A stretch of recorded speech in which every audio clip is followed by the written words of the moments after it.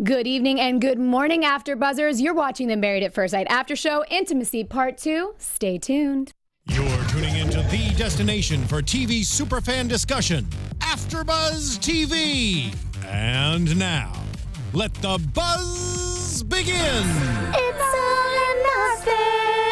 Yes! Tessa, I wanted you to hit that high note tonight because she's a good singer, girl. She is. She's got a great voice. Welcome, AfterBuzzers. You are watching the Married at First Sight After Show, and we have a lot of exciting things to talk about.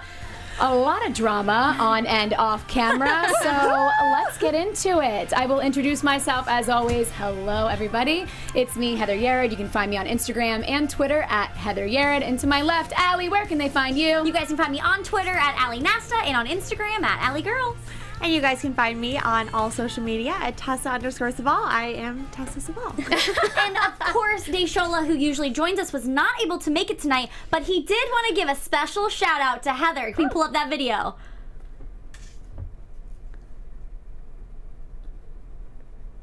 And here we go. Hey, what's up, everyone? I just wanted to say hello and congratulations to Heather and Nick! Oh my God, having twins? Are you kidding me? Look, I wasn't able to make the show tonight, unfortunately, but I wasn't gonna let this show go by without me saying something because, what? I mean, I'm sure all of you at home are tripping out just how I am. First of all, I didn't know they were dating. Second of all, what is the coincidence that we're doing Married at First Sight and then she ends up dating a Married at First Sight person and then they end up getting twins or getting pregnant with twins? I can't even speak. Oh my God. Heather, congratulations to you. Nick, congratulations to you. You guys did a really good job at hiding this. But now I'm excited for you. Wow, twins. I better be invited to that baby shower. Wow. Congratulations, Heather. So good. Deshola, we wish you were here. Thank you so much for sending that in. Yes, Deshola, I miss you so much. I love you. We are very, very, very sad that you can't make it, and thank you for the video. How'd you surprise me with that? How'd you get by with that secret? You can't keep secrets from me, boy. Golly, Nez. Okay. So first of all, Heather, congratulations. Oh, yes. Thank you. Thank you. If you guys didn't, you guys didn't see in the news today, Heather announced that she is pregnant with twins with Nick.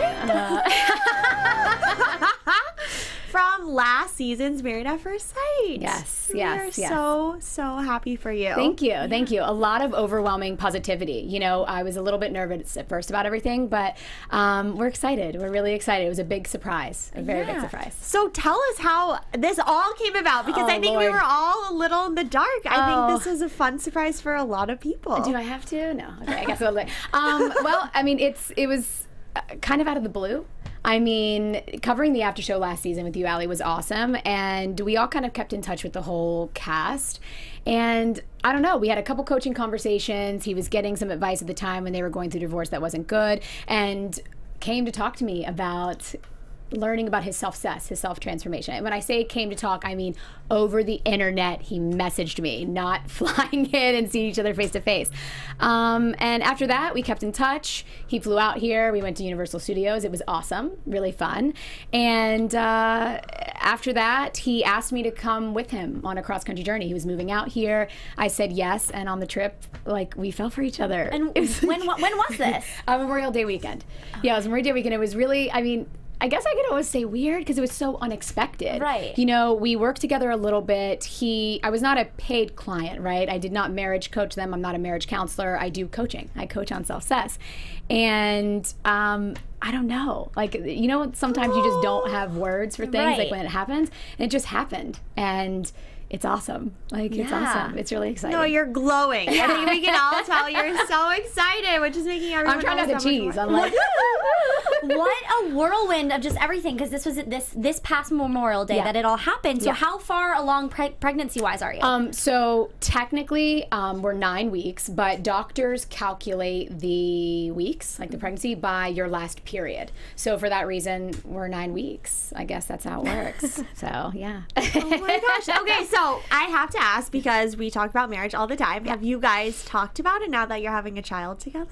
Yeah, yes, we have. I mean, one of the first comments that I'm very transparent, right? When I had not been in a relationship for a long time. I was semi-seeing somebody, ended up, that person ended up seeing other people while with me. So I'm very upfront in the beginning of the conversation. And I was like, I have been told I can't have kids. So I am looking for a serious relationship. If this isn't something you're interested in, then don't waste my time.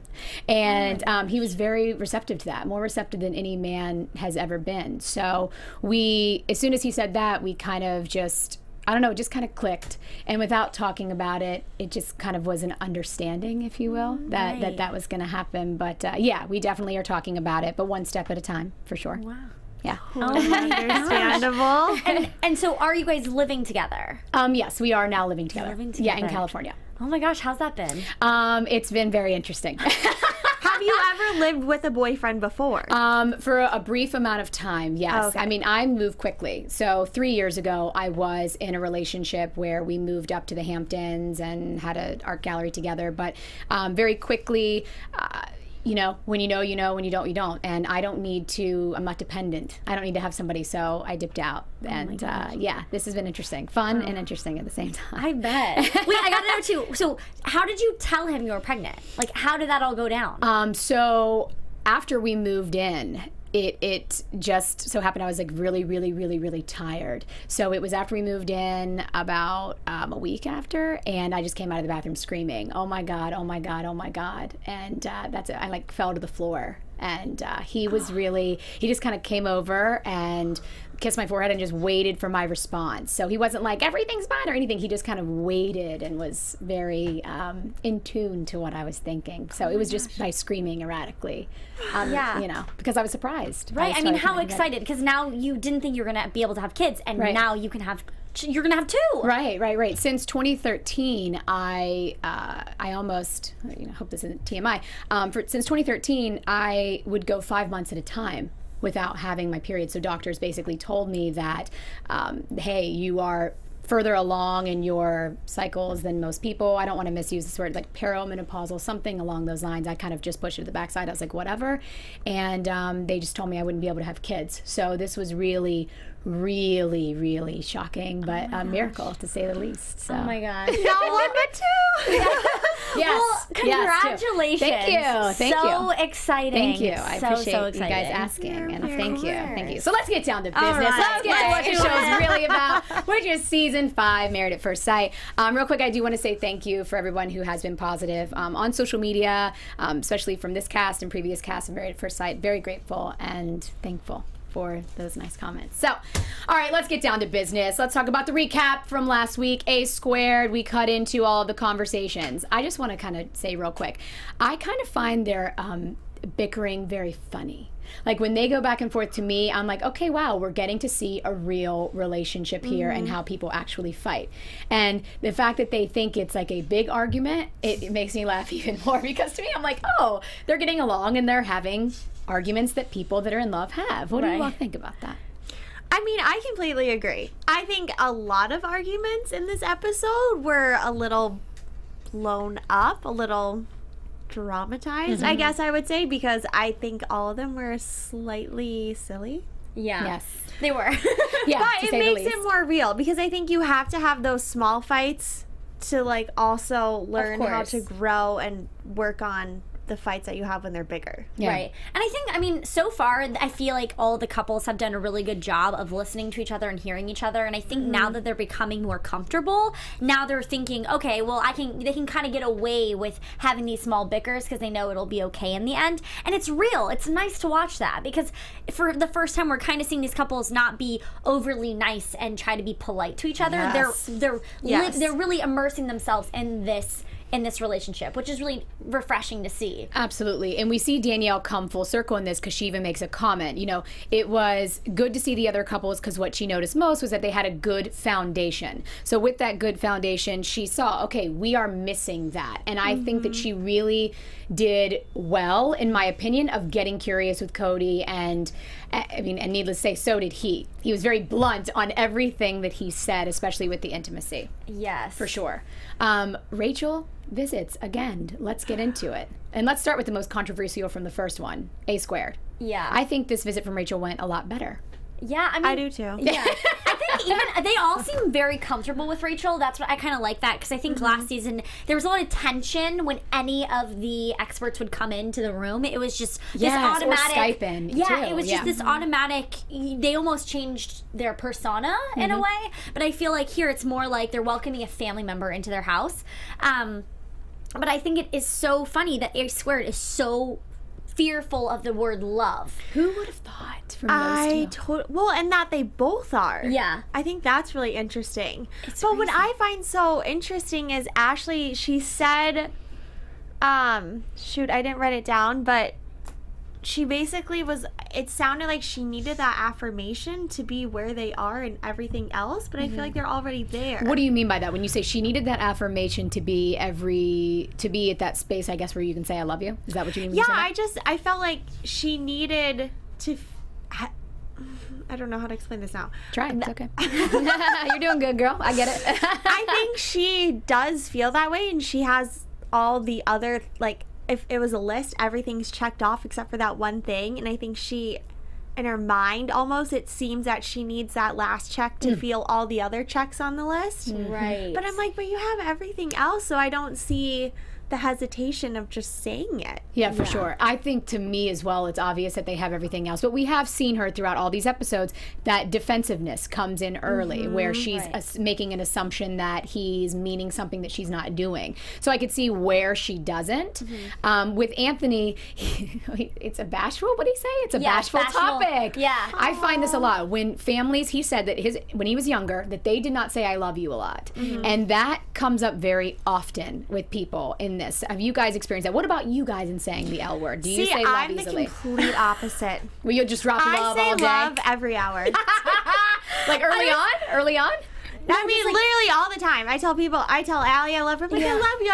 I tell everyone everything. I love them all the time. I was thinking that same thing when they were saying how scary of a word it is to say, because then I started thinking about how loosely I say the word.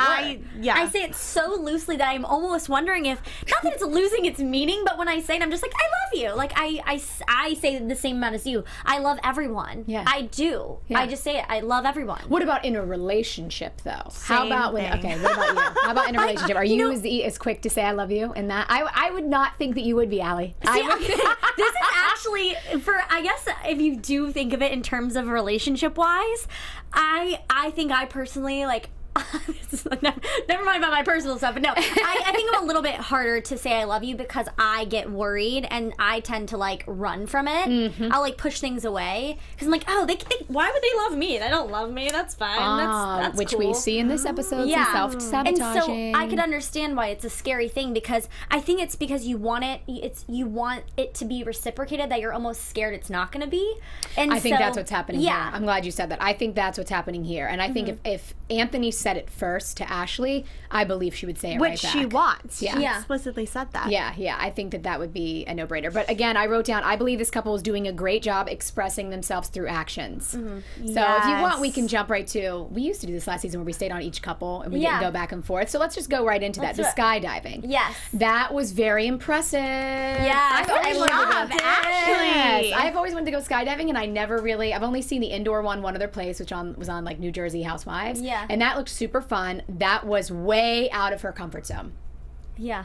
I love that. Me too. That showed a lot. Right. And I love that. They're really good about going out of their way to do things for the other. Yeah. Now we know that the bags thing probably was a little bit fabricated. Because if she chose to go skydiving, there's no way that she was walking away from playing bags, aka cornhole, which is what to us. No, yeah, cornhole. For some reason, when I think of bags, I think of like an insult, like you bag. And I'm like, no, but it's cornhole. But anyways, no, I think that they do such a great job of doing things for one another. So I think that's why when we see them bicker, we almost have I've imagined them in my head to be this perfect couple. Yeah. That they really do mesh so well together, and they're so great that when I see them bicker, it makes me uncomfortable. It's like, no, you're not supposed to do that. Oh, see, it almost makes me comfortable because I'm seeing a very healthy level of argument. Oh, it's definitely healthy, but I just, because I have them in this like fantasy like compartment, like they're so perfect. Yes, you know. I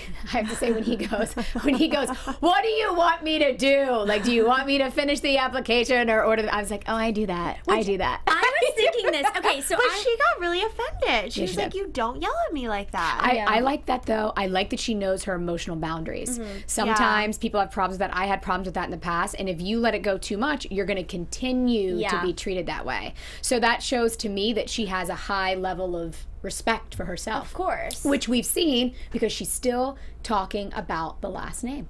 Yeah. Like, so I thought that was very good. I thought that was real good. Okay. Definitely. Danielle, I wrote this down. Do you want to kiss him? Question from Rachel. Okay. So Rachel goes, well, do you want to kiss him? Her face, again, she's really good with these facial expressions, like without saying a word. To me, I was like, okay, she literally made the face out. Did anyone else see that, or did I hallucinate that? I don't really remember her facial expressions. I think I was just kind of trying to focus so much on what Rachel was saying to her, because Danielle really intrigues me into this, because I can tell she's trying really hard to open herself up, but there's something holding her back. And it's really hard to watch, because you see someone that is, I think she's mentally trying to convince herself so much that she wants Cody and she wants this to work, that I think it might be taking away from her, you know, the physical intimacy. And that's what it just, I think I was just focusing on what they were saying, because you can tell maybe it is she just feels uncomfortable, because I think she's trying almost too hard to make it work. I honestly was starting to feel nauseated by how much they are still talking about not having sex. To be completely honest, like the fact that I'm feeling this way, I can't imagine how they are feeling. Really? Because I just feel like they're adding so much more pressure on it, because he wants it and she's like, pump the brakes. I'm like, let me come to you. Like, let me, you know, like, come in my time. Like, don't push me. And then he pushes. So do you see, but I don't think go ahead. I was gonna say, I don't think he does it intentionally. I just feel like it's adding so much stress that they talk about it so much. It's becoming an issue. I totally get it. I know what you're saying, because now it's almost like sex is this like huge thing. Exactly. Now that's what I'm so saying. They built put up. too much stress on it now. Yeah, I mean, I will say this. All they talk about. It is all they talk about. And remember, he said, I think it was last week, that they ask him the question at least 4 to 5 times a day. But I think it's very impressive, though, on his part. He can express himself like that. Rachel's asking him questions. We're not seeing him stutter. We're not seeing him pause. We're seeing him say, this is hard for me. I want to be intimate with her. Like, I'm doing everything. This is hard. And I can't remember. I remember Sean doing that from previous seasons. Sean was very open. Jason was very open. Doug was very open. I can't remember past that any of the other men being this vocal and this honest and open with their feelings. This is how you can tell that Cody is like a good, innocent man. There's no fake here. Like, he's literally just taking the experts and taking their advice in gratitude. So as much as I agree, can we get another topic with them? I admire how much he's opening up, and I really hope that other men watch this. We'll get to Nate too, because Nate did a great job with that too. That other people will watch this and see, like, at least he's being himself. Like, there is no mask here. Right. Like, he's here to find love. I agree with that, but at the same time, he knows that she wants less stress on it, and he continues to push the add label it at the end of these little sentences.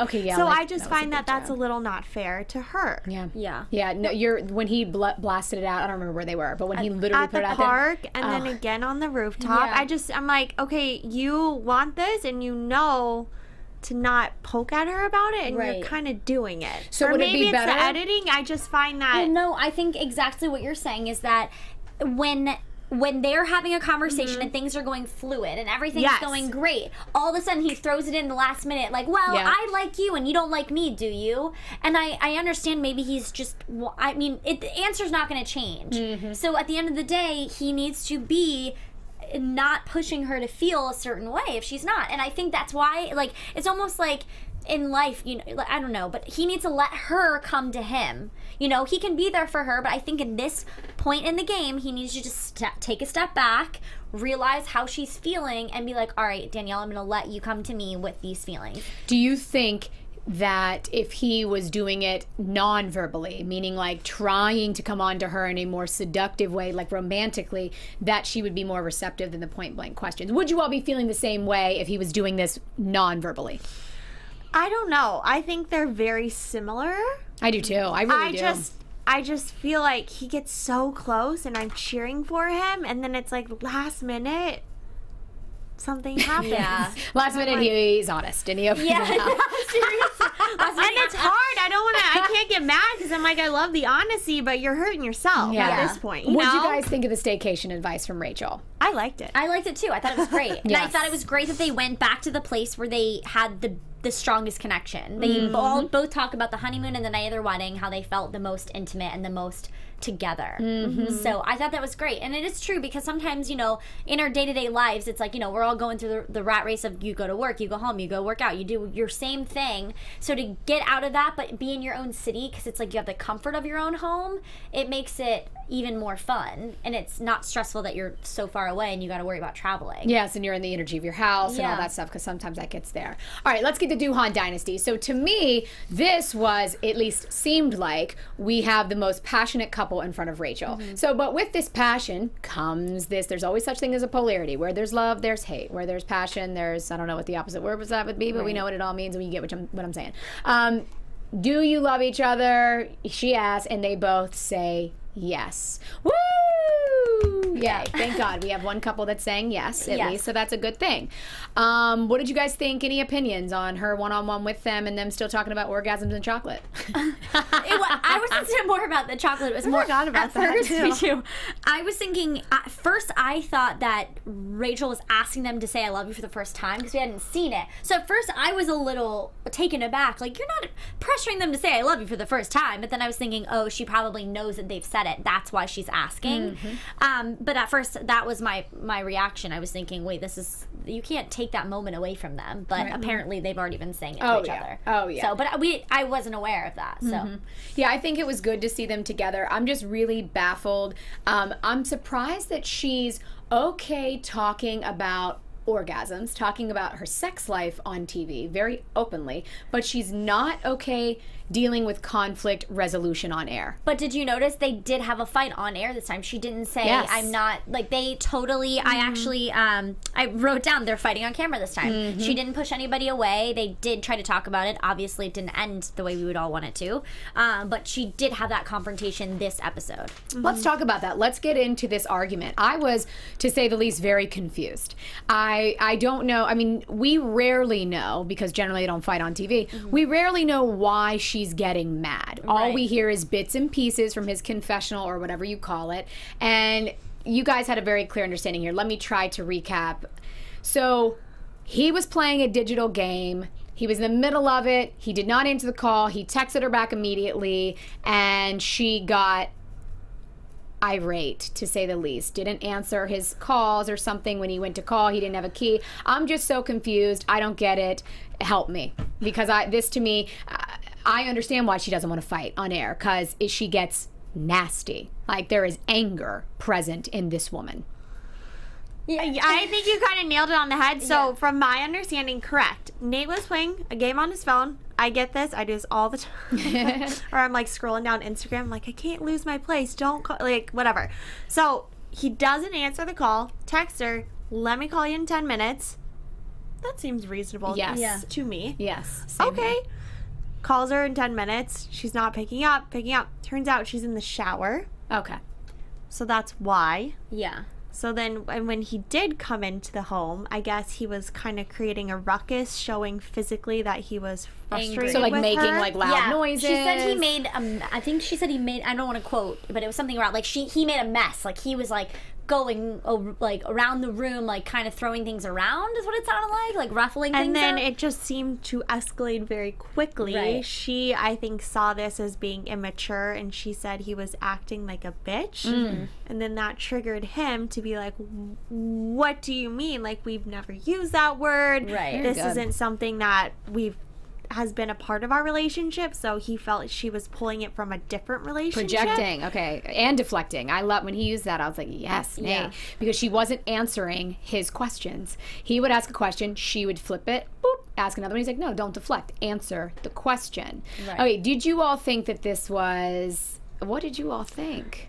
I honestly was just uncomfortable watching it. I mean, obviously, I've never had my fights on camera, and if I did, I probably would definitely learn a thing or two about myself. And I even know sometimes I get a little stubborn. You know, when you get in your ways and you're just like, no, what I'm saying is the right thing, you know? Well, it just, I think here we have two people that were super angry about a situation, but it was like, if they both would have just kind of looked at the root, which was clearly, it was, what we need to know is Sheila's uncomfortable about Nate pushing her away and not answering the phone. not answering the phone. Yeah. And that is the reason she's annoyed by that. It's not because of Nate, it's because of a past relationship. So what maybe should have happened, which obviously when you're in the heat of a situation, is just to communicate saying, why did you originally get mad? I'm sorry that this is what happened. But, like, because there wasn't that communication, because both parties were very hostile, there was no sense of finding a common balance, and there was no one there to kind of help them kind of sift it out. Yeah, and Pastor Cal said it. What you're making me think of right now is Pastor Cal. I can't remember it exactly, but I partially wrote it down. Like, when you're honest with someone, it's like giving them a gun, right? And that person has the option to use that gun against you. Gun. Yeah, thank you. A loaded gun. They have the option to use that against you. And I think we're seeing that here. So when you mentioned that, that's what I thought of. Nate puts himself out there again, tries to diffuse the situation, and immediately, I think this is the third time we've seen it, she's like, I'm out.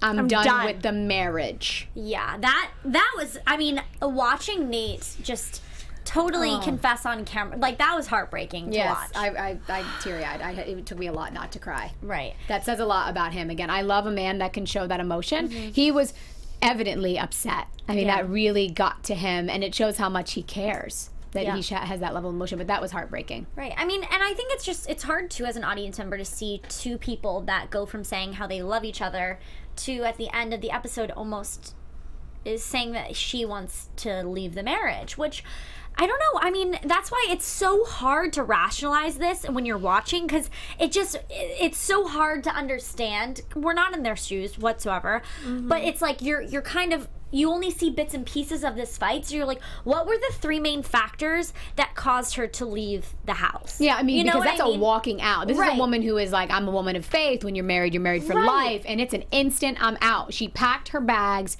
and left. Well, and on top of that, she won't have a conversation with him, and I don't think that's fair. No. You can't say, I'm done, when he's asking really productive, constructive questions. I don't think it's fair for her to just shut him out. Right. Or at least say, I don't want to talk about it now. Give me space, but can we talk about it in an hour or whatever?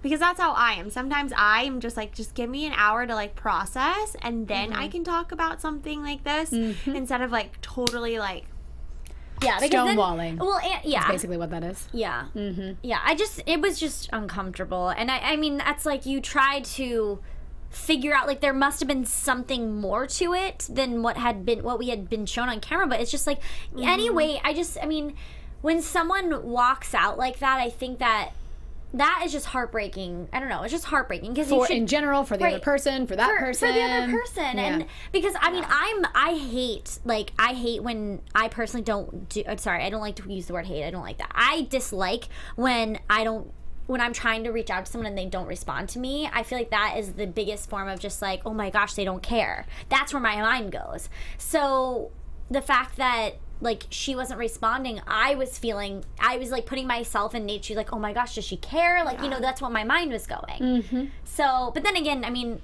I don't know. We see what we see, so that's what I'm basing my opinion off of. And I just think that they should have definitely calmed down. Maybe if she did say, I'm going to stay somewhere else tonight, we'll figure it out in the morning. But yeah, no, those weren't the words at all. Right. And this is, I think, the third time we've seen something like this happen. So at this point, that's either who you are, right? Or there's trigger points in relationships. Which is something which is kind of, you're saying it's who you are. She's openly said, she said in the beginning of this episode when they were finishing up the dinner, that she said, when I'm angry, I think she said something around the way of, she says things she doesn't mean, or something like that. So it's interesting that she knows that about herself and like isn't trying to, I don't know, but I mean, it's very powerful that she knows that. Yeah. So, but that's why it's kind of like, is there something else we're not seeing? Because if she's aware of this, that she does that, like, what are those other trigger points, though? Like, what else is happening? It can be that small. It really can be that small, depending upon people's past relationships. Right. I mean, and that's and that's something I want to say is I think maybe that is playing a big role more than she thinks. Oh, for sure. Nate pointed that. When Nate said that, I was shocked. Not that I didn't think he would be, like, aware, but I was very like, oh, wow, he's literally now seeing you are projecting your past on me. He's not just taking it. Because I feel like he's been taking it. And he's allowed her to shut down. And now he shifted it, which is good because he knows he's got 2 weeks left. Right. I wish we could see more of, well, Pastor Cal comes on next week. That was what was in the episode. What's it called? Preview. Yes, thank you.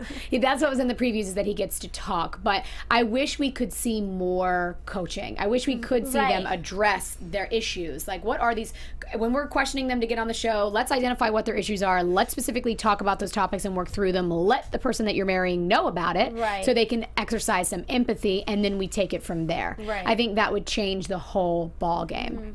Overall, I feel like we saw a lot of arguing. Yes, thank you. Blood sugar low. Arguing this episode between all three of the couples. Well, let me reframe that. Not with Danielity. They didn't argue. They were just very direct, and they weren't being nice. And I know you all said that that was a little bit, intense, but I think that that was a good way of showing that they're not, like you said, they're not worrying about being nice to each other, and that's them being real. And maybe it's just a little bit more awkward than the other two.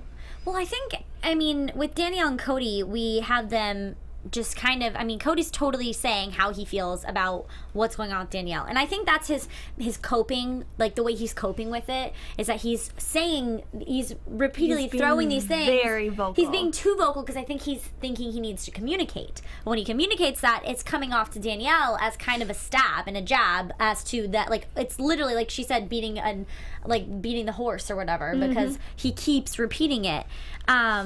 So, sorry, I just lost my train of thought. But yeah, I think that it's just hard that he doesn't even know what he's doing right now, I think. Yeah, I think so too.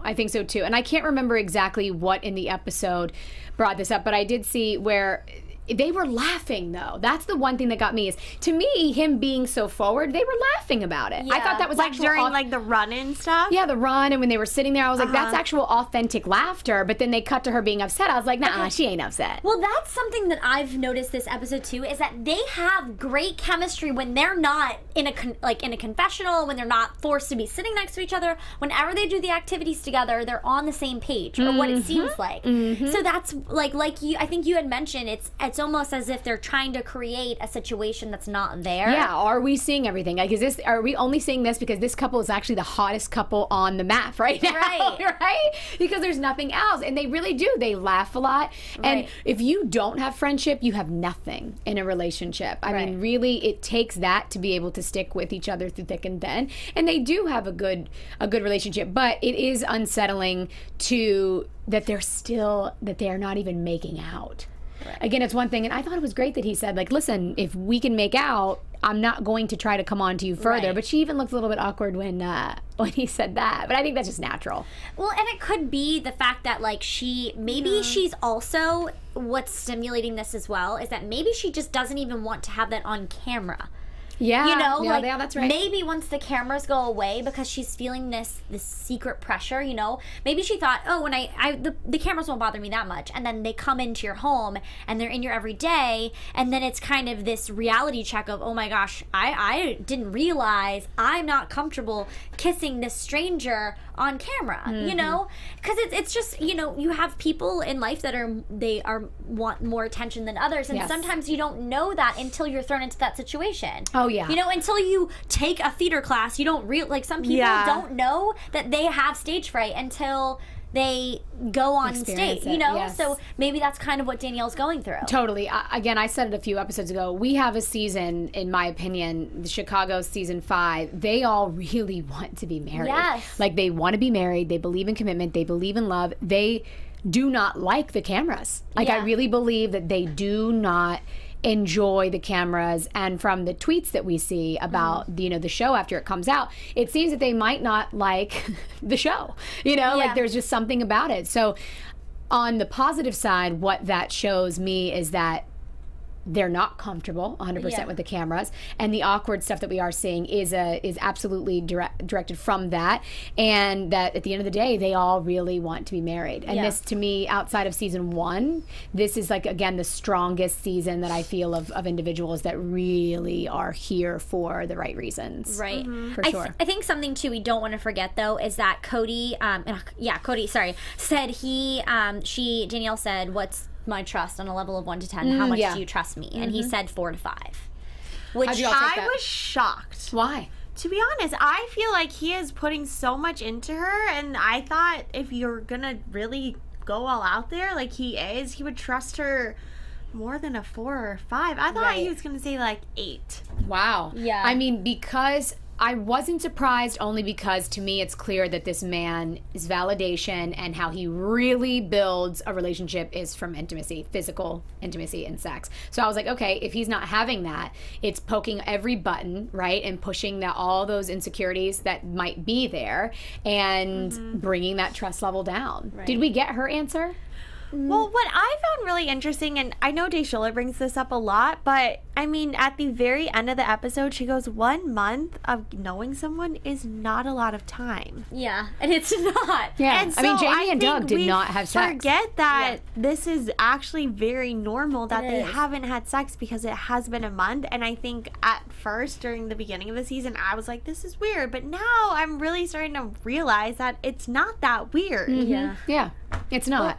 In the and- context of the show, sure, but in real life, no, it's not Yeah. really that weird. Right. Well, also too with the 4 to 5 that Cody said, I think because of the question that she had said right before that, or when he said, "I like you, I don't think that you feel the same way I do." Then it was the trust question. So I think his trust doesn't lie in Danielle. I think he trusts Danielle as a person. Yes.